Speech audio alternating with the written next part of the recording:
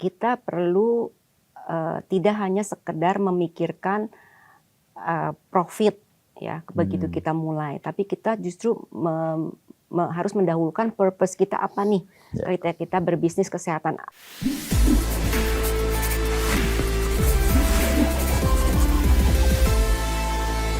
Ibu kan sudah lama ya berkecimpung di dunia ini gitu, di dunia tes laboratorium gitu. Dan sekarang dari magang, ya kan Bu, di Prodia, dari magang di tahun 87, sekarang CEO gitu. Apa sih Bu filosofi kepemimpinan yang Ibu pegang gitu? Ya, saya itu sejak saya bekerja, saya pikir kita harus bekerja dengan purpose yang memang kita inginkan. Ya. Passion. Purpose itu tujuan ya Pak ya, yang kita inginkan. Jadi waktu itu saya masuk pertama di QC, bagian QC ya, departemen QC. Saya pikir kalau saya sedang mengerjakan model QC untuk seluruh cabang, kan kami kan terpusat untuk seluruh cabang. Kalau saya mengerjakan dengan baik dan dengan serius gitu, fokus dan mengevaluasinya dengan bisa dimanfaatkan untuk cabang-cabang, saya berpikir bukan hanya cabang yang tertolong, tapi masyarakat yang mendapatkan pelayanan kami gitu. Jadi saya akan serius melakukan itu. Ketika saya di Litbang, sebelum direktur pengembangan bisnis, saya kan di Litbang ya Pak, di scientific gitu. Itu saya juga melakukan hal yang sama. Saya berpikir susah ya di Litbang itu, kita harus belajar jurnal, mencari tes baru dan sebagainya. Itu kalau saya mengalami kesulitan, saya akan ingat lagi. Kalau saya bisa menerjemahkan ini menjadi satu tes yang berguna untuk pasien, maka akan banyak yang tertolong, ya, termasuk dokter yang menolong pasien. Nah itu kebahagiaan sendiri tuh kalau udah begitu Pak. Jadi saya pikir ya kita harus tahu purpose kita dalam bekerja tuh apa gitu. Kalau kita lihat, jangan lihat pendek ya, lihat ujungnya apa gitu. Mulia sekali Bu. Sesuai namanya. Harapan orang tua ya. Ibu, kalau di podcast ini ada ini Bu, ada games sedikit ya. Saya tanya pertanyaan pendek, Ibu jawab juga pendek gitu. Namanya This or That Bu. This or That. Ya.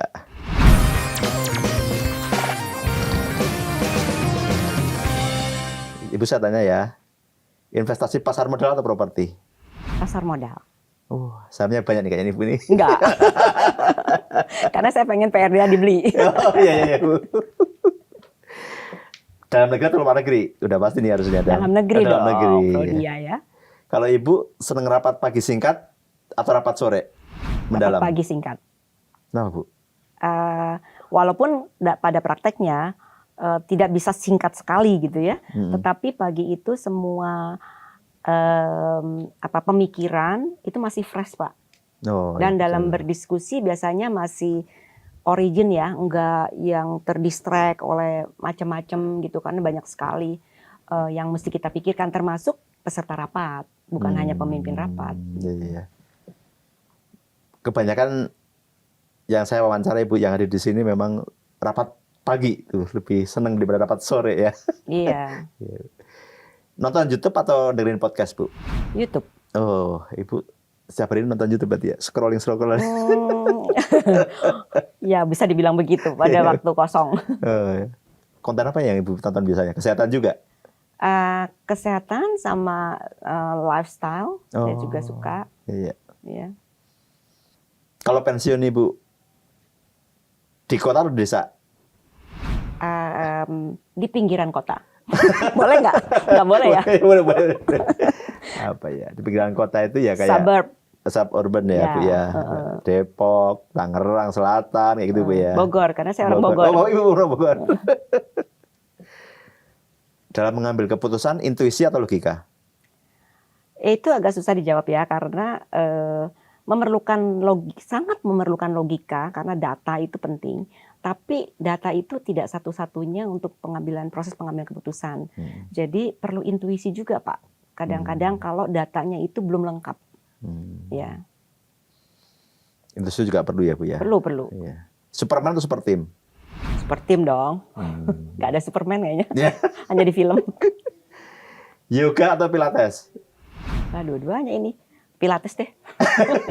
Kenapa Bu? Lebih Dulu, sulit loh Bu itu, lebih capek kan? iya, dulu saya suka yoga. Awalnya saya suka yoga karena yoga itu flexibility, kemudian kan ada termasuk latihan pernafasan, ketenangan gitu. Tapi belakangan saya juga mengikuti Pilates. Saya suka karena ada penguatan core, ya, yang memang kita butuhkan di semakin bertambahnya usia. Jadi strength-nya itu saya rasakan itu cukup memberikan pengaruh kepada saya. Tapi saya masih melakukan dua-duanya. Dalam seminggu berapa kali Bu? Ibu yoga? At least yoga sekali, Pilates sekali, tapi bisa lebih dari itu. Oh, minimal berarti masing-masing sekali ya? Ya, kalau Pasti itu? Pasti. Karena kalau enggak Pak, itu badannya nggak enak, gitu. Iya. Terakhir Bu, apa pesan Ibu pada generasi muda yang ingin berkarir di dunia layanan kesehatan? Ya, dunia layanan kesehatan ini membutuhkan kesabaran ya, dalam arti kalau kita mau bisnis ya, dalam arti kita tuh kan menghadapi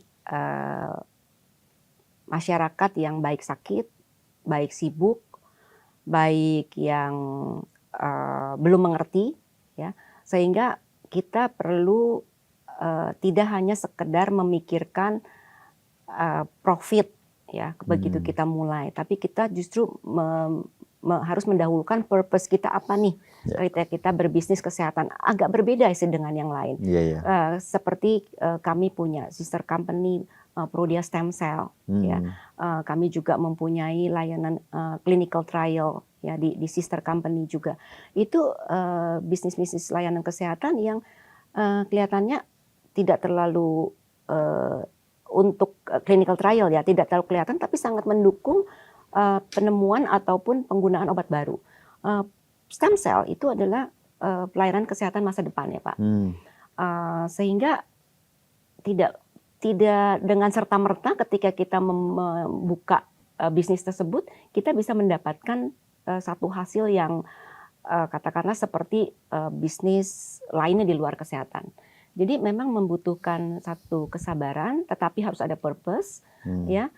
Dan paling tidak ketika katakanlah tahun-tahun awal, 3 tahun pertama itu belum kita bisa capai secara kinerja, tetapi purpose-nya udah kita dapat. Nah, jadi menurut saya di bidang kesehatan itu memang sangat berbeda. Jadi kita harus punya hati gitu untuk melayani lebih untuk masyarakat untuk peningkatan kesehatan masyarakat. Ya kalau boleh dibilang Prodia ini berkontribusi cukup besar ya, besar bahkan dalam peningkatan kesehatan masyarakat. Kami itu melakukan edukasi banyak sekali dengan berbagai cara, bukan hanya yang zaman sekarang sosial media, tapi kami juga punya jurnal ilmiah untuk para dokter. Kami punya tulisan-tulisan banyak untuk awam, majalah Smart Living untuk pelanggan loyal kami. Itu kami lakukan seminar-seminar awam, kerjasama dengan fakultas kedokteran. Sekarang ini mungkin hampir 50 fakultas kedokteran sudah kerjasama untuk penelitian. Dan penelitian ini juga banyak sekali kami support. Penelitian saya rasa sudah 4.000 penelitian di bidang ya, banyak sekali. Dan nantinya penelitian para dokter ini akan dikembalikan kepada masyarakat. Seperti prinsip precision medicine ya Pak. Precision medicine ini adalah from individual to population and from population to individual. Artinya data pribadi kita kalau dikontribusikan kepada data populasi, nah nantinya dengan data analytics ya, AI dan sebagainya, bioinformatics, nanti itu bisa kembali menjadi manfaatnya kepada data pribadi. Karena kesehatan itu apa sih sebenarnya? Ketika kita mengalami gejala penyakit, yaitu artinya kesehatannya menurun. Tapi ketika gejala penyakit itu belum mulai, kita tahu apa? Kita merasa sehat. Nah, ketika precision medicine dari individu ke populasi dan populasi ke individu, ketika kita periksa karakter DNA kita, metabolik kita, nah perbandingannya apa? Enggak ada gejala. Perbandingannya adalah terhadap populasi. Data populasi ini orang yang menjelang sakit atau orang yang sudah sakit itu berada di range yang mana, atau gen yang mana itu yang mengarahkan orang jadi sakit. Nah, ini adalah prinsip precision medicine yang individual base, dan nanti pengobatannya juga berdasarkan personalized, dan itu bisa prediktif sekali dan akhirnya untuk preventif. Ya. Gitu. Baik, terima kasih Bu.